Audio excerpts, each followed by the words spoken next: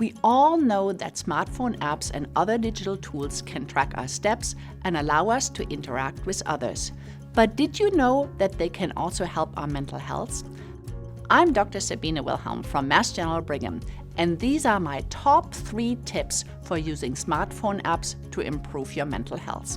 Tip number 1. Understand your options. Nearly 1 in 4 adults in the US is suffering from a mental illness, but unfortunately, many people don't feel comfortable walking into the office of a mental health service provider because of the associated stigma, or it's not possible for them to engage in therapy because they don't have childcare, or because they can't get time off from work, or they don't have mental health insurance and they can't afford expensive private practice fees. But even if everyone could afford this, there simply aren't enough mental health care providers to care for everyone who needs it. But fortunately, digital interventions can help address these barriers. There are between 10 and 20,000 mental health and wellness apps. For example, there are apps for coping skills and stress reduction, meditation and mindfulness, body image concerns, depression, anxiety, obsessive-compulsive disorder, post-traumatic stress disorder, insomnia, and more. Some apps are used to monitor symptoms, and others are used to teach you skills. There are apps that you can use on your own in a self-help format, and there are other apps that might be used alongside a coach. There are some that even connect you with a therapist, so you can participate in teletherapy sessions.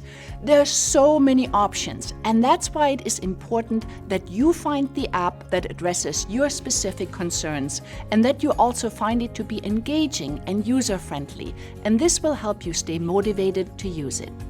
Tip number 2, find an app that's recommended by a reputable source. Mental health apps aren't well regulated, and the people who create them often don't have any clinical training. Some apps make false claims, and some even provide harmful information. Many apps are not based on evidence, and they have not been tested by a mental health professional. So don't just trust the reviews in the app stores. Before you download an app that's intended to help you with a psychiatric problem, make sure that it's vetted by a reputable source. There's some resources you can use when you are trying to find an app for yourself. The American Psychiatric Association's App Advisor is an assessment tool that you can use when you're choosing an app.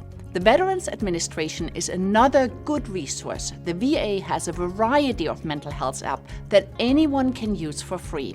And they cover topics like post-traumatic stress disorder, mindfulness, and insomnia. The mindapps.org website offers useful information on apps such as which condition the app is focused on, the treatment approach, and whether there are any data on the app. Tip number 3, protect your privacy.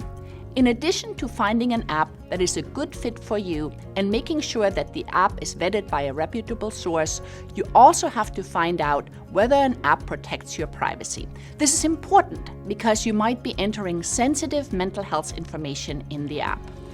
For example, you can use the MindApps website to find information on each app's cost and privacy policy. Bonus tip: there are many helpful mental health apps out there, but there are also many people who still prefer more traditional treatment approaches, such as face-to-face therapy or pharmacotherapy, and that's okay. It's helpful that we now have additional options to address our healthcare needs so that each person can get the treatment that works best for them.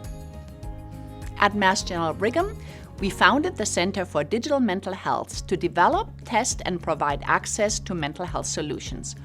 For example, our research shows that a short digital treatment that combines a smartphone app with very brief teletherapy visits with a clinician can work well for depression. And we have also found that using an app along with having access to a coach with an undergraduate degree is helpful for treating body dysmorphic disorder. These are encouraging developments for the future of digital interventions, as there are now many more evidence-based mental health services for people who need them. Thanks for watching. I'm Dr. Sabine Wilhelm. For another video on mental health, click here and don't forget to subscribe.